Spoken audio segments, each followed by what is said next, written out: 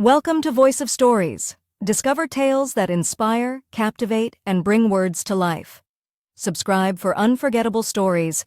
A few months ago, a heartwarming video went viral across social media, capturing a deeply emotional moment at an airport. The video showed a girl named Rosie, who had been taking care of 2 children in Lebanon. As her contract ended, she was supposed to return home to Kenya. But on her way to the airport, something incredible happened. The children she had cared for couldn't bear to say goodbye. People at the airport recorded the scene as the children cried and begged her to stay. The video spread worldwide, leaving viewers in tears wondering what Rosie had done to make these children love her so much. Although Rosie initially returned to Kenya, the love and affection these children had for her were so overwhelming that she couldn't stay away for long. She soon decided to return to Lebanon to be with them again. When I saw the video, I was deeply moved and curious to learn more about Rosie and the children she cared for. I planned to visit them in Lebanon, but to my surprise I learned that Rosie had returned to Kenya. So I flew to Nairobi to meet her and hear her story firsthand. How did she end up in Lebanon?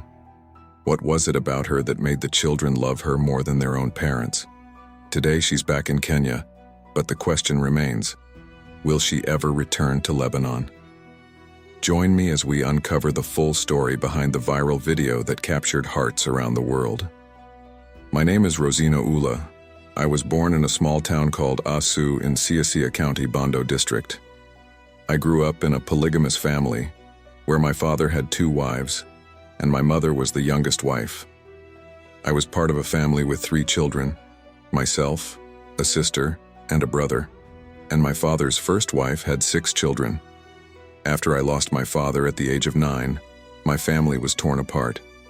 My mother remarried, and I lost contact with my siblings.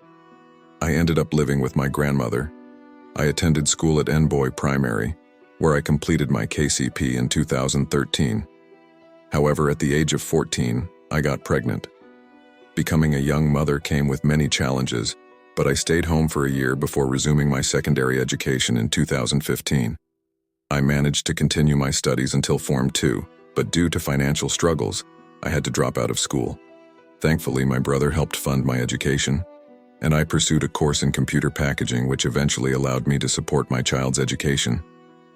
During this time, I worked at a cyber cafe to support myself and my daughter. In 2017, I met a man, and we got married.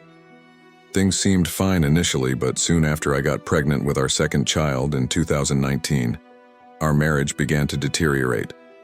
It became abusive, and I realized it was no longer sustainable. I had a friend who was talking about working abroad, and despite hearing bad things about working in the Arab world, I made the decision to leave. I processed my documents, which took nearly 2 years, and eventually traveled to Lebanon in search of a better life for my family. In Lebanon, I worked as a house manager, cleaning and taking care of household chores. I was fortunate enough to work alongside another African woman, which made the adjustment easier. When I arrived, the family treated me like one of their own, and I blended in quickly. There were 2 young girls in the house, Maria and CA. I started as a house manager, not initially a nanny. I was never employed to take care of the children, but over time I became more involved with them. I would play with them, change their clothes, and treat them like my own children. Having my own young son, who was 2 years old when I left Kenya, made it easy to bond with these children. I treated them like my own because I understood the love and care that a mother gives. This connection grew stronger, and when my contract ended in October 2013, I was not prepared for the emotional farewell that awaited me at the airport. The children cried uncontrollably, begging me to stay. It was heartbreaking. I never expected them to be so emotional. They were innocent, and their cries made me feel conflicted. I didn't want to leave them with bad feelings, but I knew I had to go back to Kenya.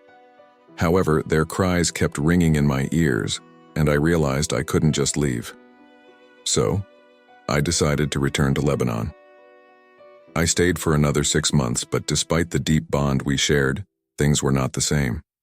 The children were now in the care of another nanny, and although I thought the love might have diminished, it grew even stronger. While I was away, my own children in Kenya were also struggling. My eldest daughter, now 14, needed me as a mother, and my sons missed me deeply. This led me to the painful decision to return to Kenya permanently. I knew my children needed me more, especially as a single parent. The children I had taken care of, Maria and CA, were heartbroken when I left. They treated me like their own mother, and it was incredibly painful for me to part from them.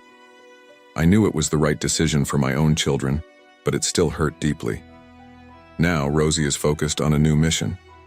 Instead of returning to Lebanon, she wants to launch a project to help children whose mothers have to work far from home. She understands the pain of being away from her children and hopes to make life easier for other mothers in similar situations. She's calling for support and donations to help build this initiative. Rosie's journey teaches us a powerful lesson in selflessness. Taking care of someone else's children, especially while your own are far away, is a tremendous act of love. But Rosie showed that when you love from the heart, it's worth it, and it can make a world of difference. To anyone helping other people's children, Rosie says, do it with love and empathy. Your care might make a difference in ways you can't even imagine. The kindness you show comes back to you, and you're not just making a difference in the children's lives, you're helping your own children back home too. So remember Rosie's story. When you show love, empathy, and kindness, you create a ripple effect that spreads to everyone around you. You may never fully understand how much of an impact your actions can have, but they're worth it. If you'd like to support Rosie's project, you can reach her on her YouTube channel, Instagram, and TikTok, where she goes by Mama Rosie the Nani. Let's help make the world a little kinder, one act of love at a time.